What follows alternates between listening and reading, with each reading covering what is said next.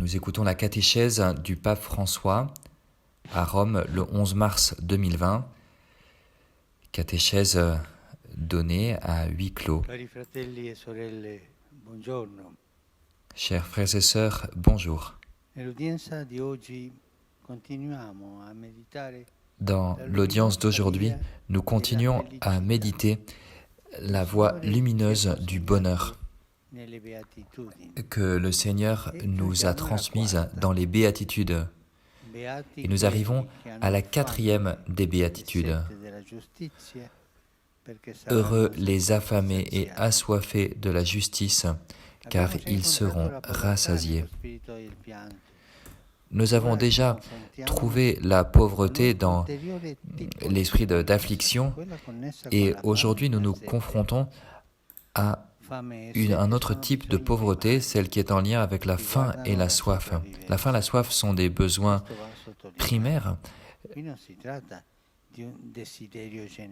Il faut le souligner, il ne s'agit pas d'un désir en général, mais d'une exigence vitale, une exigence quotidienne qu'est l'alimentation. Et que veut dire d'avoir faim et soif de la justice ? Nous ne parlons pas de ceux qui veulent la vengeance. Nous avons en effet parlé précédemment de la douceur. Certainement, les injustices blessent l'humanité. La société humaine a une urgence d'équité, de justice sociale. Le mal subi par les femmes et les hommes dans le monde arrive jusqu'au cœur de Dieu le Père. Quel père ne souffrirait pas de la douleur de ses enfants ?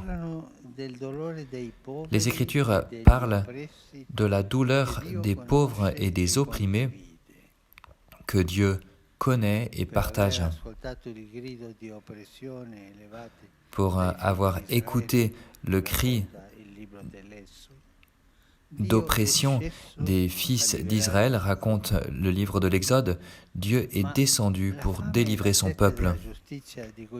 Mais la faim et soif de la justice dont nous parle le Seigneur est encore plus profonde que ce besoin légitime de justice humaine que tout homme porte en son cœur.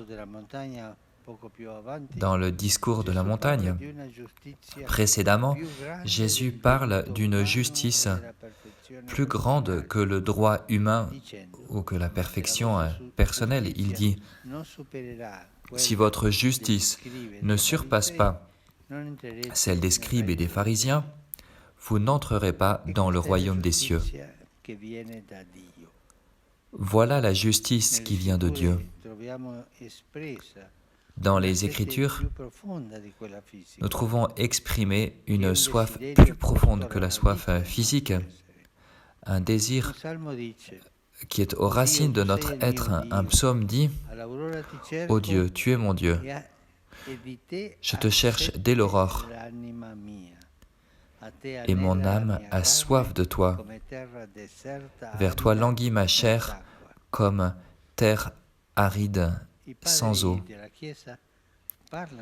Les pères de l'Église parlent de ce désir, cette inquiétude qui habite le cœur de l'homme. Saint Augustin dit « Tu nous as fait pour toi, Seigneur, et notre cœur est sans repos tant qu'il ne se repose en toi. » Il y a une soif intérieure, une faim intérieure, une inquiétude, un non-repos.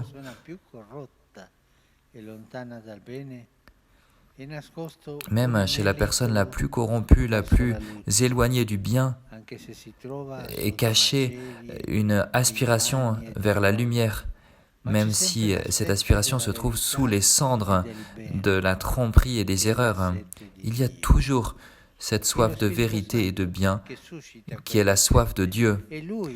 C'est l'Esprit Saint qui suscite cette soif, c'est lui l'eau vive qui a formé notre poussière.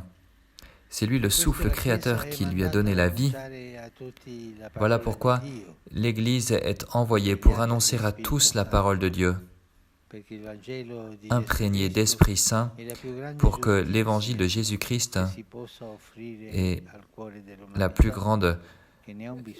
soit la plus grande justice que l'on puisse offrir à l'humanité.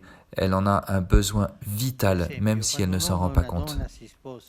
Par exemple, quand un homme ou une femme se marient, ils ont l'intention de faire quelque chose de grand et de beau. Et s'ils conservent vivante cette soif, ils trouveront toujours le chemin pour aller de l'avant malgré les problèmes avec l'aide de la grâce. Et les jeunes aussi ont cette faim. Ils ne doivent pas la perdre. Il faut protéger, alimenter dans le cœur des enfants ce désir d'amour, de tendresse, d'accueil qu'ils expriment dans leurs élans sincères et lumineux. Toute personne est appelée à redécouvrir ce qui compte vraiment, ce dont elle a besoin vraiment, ce qui lui fait vraiment du bien et ce qui en même temps est secondaire et ce dont elle peut se passer. Jésus annonce cette béatitude, faim et soif de justice,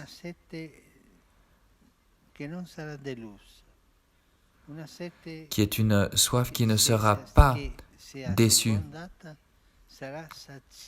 Une soif qui, si on en prend soin, cette soif sera apaisée, car elle correspond au cœur même de Dieu, à son Saint-Esprit d'amour et aussi à la semence que l'Esprit Saint a mise en nos cœurs.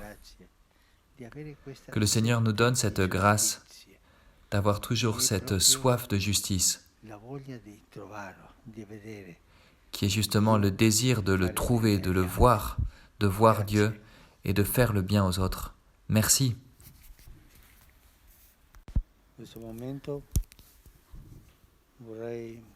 Un message particulier du Saint-Père. En ces instants, je voudrais m'adresser particulièrement à tous les malades, atteints du virus et qui souffrent de la maladie, et à tous ceux qui souffrent de l'incertitude sur leur propre maladie. Je remercie de tout cœur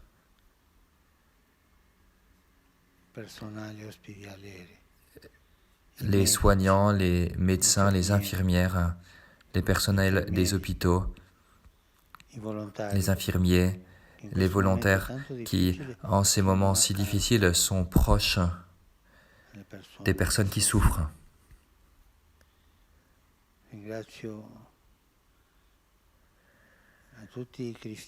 Je remercie tous les chrétiens,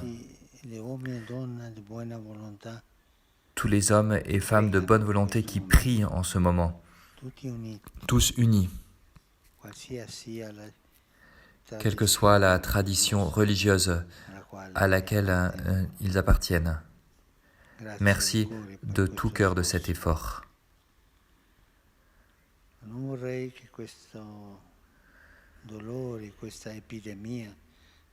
Cette douleur, cette épidémie si forte ne devrait pas nous faire oublier non plus les pauvres Syriens qui souffrent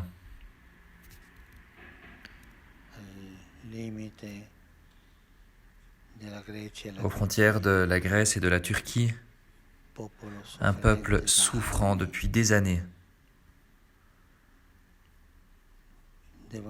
Ils doivent fuir la guerre, la faim, les maladies. N'oublions pas nos frères et sœurs et un nombre si important d'enfants qui souffrent à cet endroit. Notre Père qui es aux cieux, que ton nom soit sanctifié, que ton règne vienne, que ta volonté soit faite sur la terre comme au ciel. Donne-nous aujourd'hui notre pain de ce jour. Pardonne-nous nos offenses comme nous pardonnons aussi à ceux qui nous ont offensés. et ne nous laisse pas entrer en tentation, mais délivre-nous du mal. Le Seigneur soit avec vous. Que le nom du Seigneur soit béni. Notre secours se trouve dans le nom du Seigneur. Que Dieu Tout-Puissant vous bénisse, le Père, le Fils et le Saint-Esprit. Amen.